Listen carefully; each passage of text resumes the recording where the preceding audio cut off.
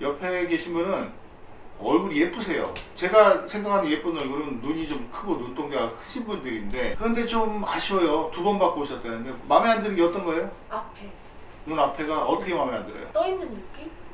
지금 눈동자가 크고 눈이 크잖아요. 그러면 눈만 수술 잘 되면 예뻐요. 얼굴이 살죠. 근데 문제는 이 앞에 부분이 선이 바깥으로 빠지면서 흉터처럼 보이고, 눈 크게 떠보세요. 가운데만 떠져요. 이렇게 편안하게 떠보세요.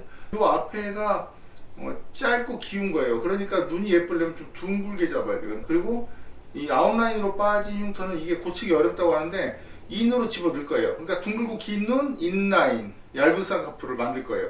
그러니까 핵심 기술이 뭐냐면, 이 앞부분이 여유분의 피부가 없는데 어떻게 인라인으로 만들고 눈을 예쁘게 할 것인가, 그게 포인트죠. 수술이 끝났습니다. 자, 결과 궁금하지 않으십니까? 제가 원래 예쁘다고 하셨는데 더 얼마나 더 예뻐졌는지 한번 볼게요. 눈 앞쪽에 일단은 흉터가 없어졌어요. 여기 하얀 흉터가 있었고, 이쪽도 선이 바깥으로 빠지면서 쌍꺼풀이 안 졌는데 지금 보면 속으로 들어갔습니다. 이 여유분의 피부가 없는데 어떻게 교정을 했을까요?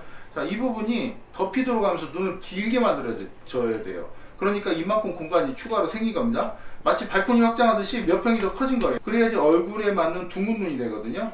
그리고 바깥쪽은 살짝 보이게 하고, 눈이 전체적으로 둥글고 길게, 이 부분이 넓어진 거예요. 마치 발코니 확장한 거랑 똑같습니다. 그래야지 인으로 들어가면서 흉터도 없어집니다. 한국 여성분들은 대부분 여기가 좀 조금 눌린 편이에요. 제가 볼 때 전체적으로 다 그래요. 이 부분이 눌렸어요. 그냥 민족 특성인 것 같아요. 근데 이거를 둥글게 해주면, 안쪽으로 눈이 길어지면 답답한 것도 없어지고 훨씬 더 균형이 맞습니다.